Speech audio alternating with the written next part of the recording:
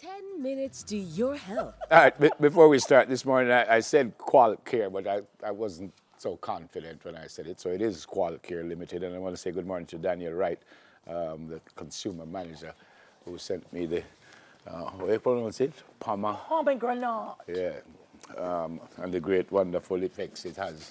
We're going to see next week. They will attest to it. We move on, folks. For a lot of us, our smile is our beauty and can be the key that unlocks everyone's heart. So why not take care of it? And how can one stay away from tooth decay? That's the topic on the table this morning in 10 Minutes to Your Health. And to help us have the discussion on oral health is Dr. Irvin McKenzie. He's the Chief Dental Officer in the Ministry of Health and Wellness. New name, Health and Wellness. Morning, sir. Morning. Oh, good morning. Welcome to Smile Jamaica. Good to see you. Thanks for having me. Yes. Tooth decay. Yes. First, it just wear away and done. That's what you mean by tooth decay. No, not really. But I'm happy you asked that question, primarily because tooth decay, what we call cavities, is one of the world's most commonest disease. Very, very prominent.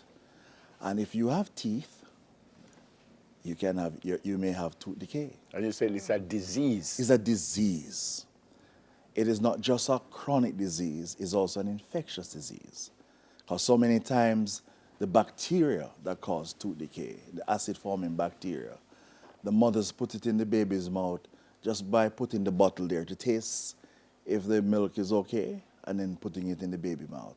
So we like to tell them to desist from such habits. Hold on now. So you say the mother tasted, Taste the milk, yeah? and then put the bottle And to the baby. that can cause cavities? It actually transfers the bacteria, so that's the infectious part of tooth decay.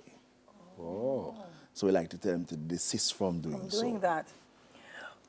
Plaque formation Oh, is also yes. an issue. What causes plaque? What causes plaque? Well, as you know, I'll say, let's boil it down to two main reasons.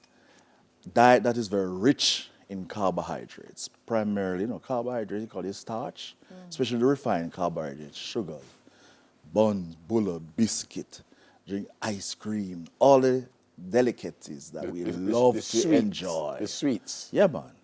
Not so much the banana chips, but but we make sure we brush after we eating our teeth. So there's another ingredient. We have to brush our teeth very often. Brush your teeth primarily after you finish eating.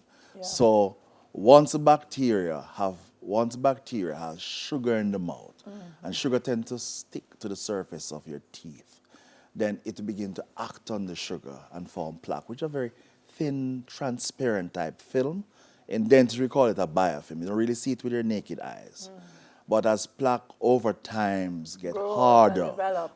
at the gum line, it becomes solid, rock solid, we call tartar calculus. And it make it very hard to actually remove. At that time you have to really get a professional dental clean. Now, then you have the plaque attack from under the plaque, where the bacteria has kind of prevented you from getting to it. So the plaque with the acid begin to act in the tooth. You have erosion of your enamel. And then you know what the erosion leads to. It may lead to a formation of a small hole. You have the darkening of the tooth. And this can get deeper. And as it gets deeper, the problems become even worse. Go back to something that you said earlier. You said you have to brush your teeth. You said very often. Very often. What that mean? You should actually brush your teeth as often as you eat. But what So what I like every to single say, meal you're supposed to brush afterwards? that's ideal. But what we like to recommend from the Ministry of Health under our Amazing Smiles campaign is that brush your teeth at least twice per day. Okay. It's very also important to eat right, have a balanced meal, ensuring that you eat fresh fruits and vegetables. And Jamaica is a wonderful country for fresh fruits and vegetables. And also visiting your dentist regularly, yes. I see among the causes of tooth decay, we already said poor oral hygiene, plaque formation, dry mouth. Yes, dry mouth. What's Well, dry mouth and what causes it? Dry mouth, like xerostomia. There's those who have issues with dry mouth, and they'll need to visit their dentist, and their dentist could put them on certain things to help to prevent dry mouth. There are those who are on medication for hypertension. There are those who, for a reason like cancer, persons having radiation to the jaw, persons on chemotherapy, etc. may end up with a dry mouth situation. So hence, even prior to getting cancer treatment or chemotherapy, and even getting your other medication, you should visit your dental practitioner who can guide you. We have many products on the market now that can help with dealing with dry mouth issue. But the issue with dry mouth, that saliva is very, very important. Because when the saliva bathes the tooth, it helps to keep away that plaque forming thing on the surface of the teeth. Signs and symptoms of tooth decay: pain. Or pain. Now, can you imagine? We men will say tooth decay, the pain from tooth decay approximate what women feel during labor. But pain is a significant problem as it relates to tooth decay. As we know, it leads to children not having a fun times at school. Productive time is reduced as a result of pain. And then you have people who live with pain for a very long period of time as a result of tooth decay. So what we like to say really is that by taking care of your pearly whites, which are really here for life, you can live, you can get old with them, they help to define you, help to smile. So that's one of the complications. Pain, you are also may lead to unsightly appearance. Let's say you're in the north coast of Jamaica where your main employer is tourism industry. If you have rotten teeth, how do you expect to get a job? Because there's this smile. So it erodes that self-confidence that you'll have in terms of dealing, in terms of getting a job. Flossing. Yes. Well, you can't really get in between your teeth with a toothbrush. So we recommend not just brushing, but flossing. And you have many devices nowadays that help with flossing. Thanks for that picture. And I like that because when you have a long thread and you wind it in your finger, and you can get, and to tell you that you must floss properly. Also using a fluoride rinse. So brushing twice daily at least with a fluoride toothpaste. Using a mouthwash, especially as you age, because sometimes as we age, we have the old issue of gum recession, and then the caries or the tooth decay may occur on the roots. Now, once it affects our roots, the progression is even more aggressive than from the enamel.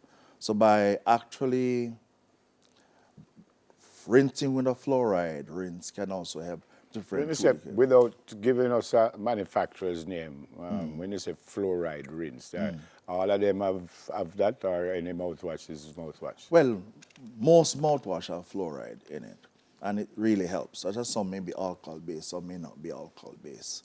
But we like to recommend using the fluoride rinse, especially those that are not alcohol. Yeah, I kind of use one of the popular ones, but I gargle. What you must do, when you say rinse, you just go. Gargle is also a part of it, but rinsing helps to get rid of the thing from the gingival crevices and so on.